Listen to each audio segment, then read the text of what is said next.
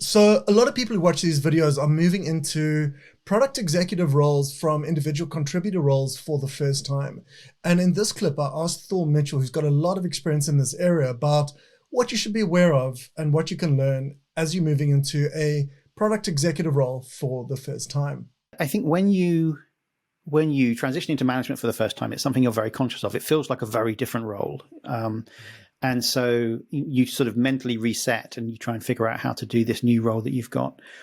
I perhaps wasn't as conscious of that transition as I should have been when I went from first to second level. And that was why sort of Xenia's point really resonated with me and made me realize, yes, of course, right. This is a different role again. And again, I think the level of comfort, the level of stress that you have in that situation just depends so much on the level of trust you have in the team that you've built.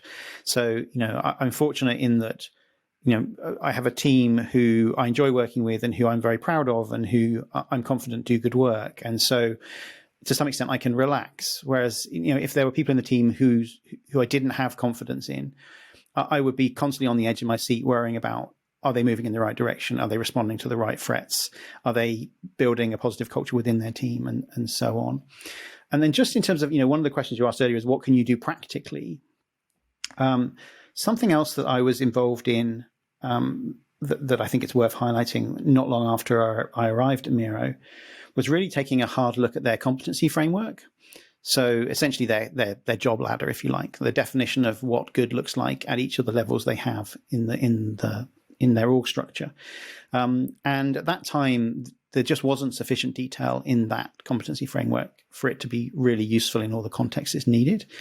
And actually the exercise of sitting down and figuring that out, like actually asking the question as what does good look like at associate product management, product manager, senior product manager, group product manager, product management director, VP, CPO, was highly kind of valuable and instructive for me to really kind of flesh out my sense of what my expectations should be of the people in my team and make sure that my expectations were correctly calibrated against their level.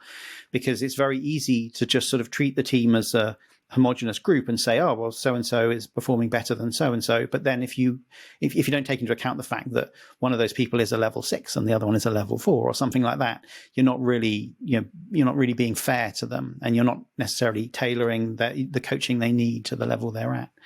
So something, I've spent quite a bit of time on is helping us clarify to the organization as a whole what the expectations are at different levels. And that then in turn has helped me understand where the gaps are in my team, where perhaps I'm asking too much of someone at that current level and I need to bring in another layer of leadership above them to support them. Or in fact, where, we're perhaps a little overweighted at a certain level, and therefore the opportunities for progression have been limited because there's just too many people competing for the same opportunities. And so again, kind of you talk about scaling, being much more conscious of the kind of the substructure of the team and how the skills and experience are distributed across the team is incredibly important to creating a team that really sort of performs well and is healthy. I love that thought, because that really speaks to my philosophy around leadership, which I always talk about. Like, there's two fundamental pieces there. One is taking ownership, right? And the quote I always tell people is, like, a good example there is to kind of, hey, if you like the product, the feature, depending on what level you're working on, if you like X, if you like X, tell the team.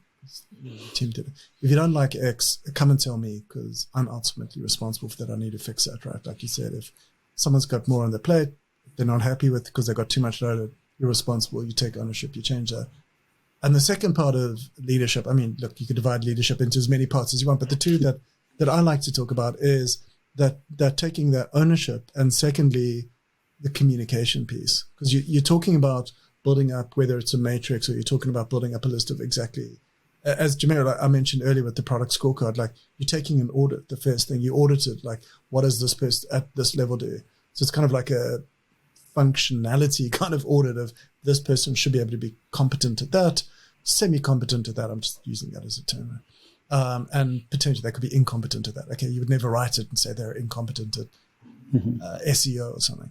But it's kind of what are the competencies they really need to have.